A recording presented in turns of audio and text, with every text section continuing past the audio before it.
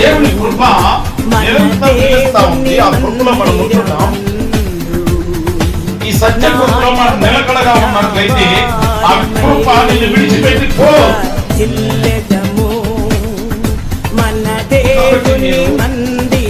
బలహీనతల వైపు చూడొద్దు, శోధనల వైపు చూడొద్దు, ఉపద్రవాల వైపు చూడొద్దు, వెనకున్న వాటిని ముందున్న వాటి వైపు చూడొద్దు. మీరు విశ్వాసం కొనసాగించు. యేసుక్రీస్తు వైపు మనం చూసినట్లయితే ప్రతి పాపమును సులువుగా చిక్కులు పెట్టు, ప్రతి భారమును తీసివేయి.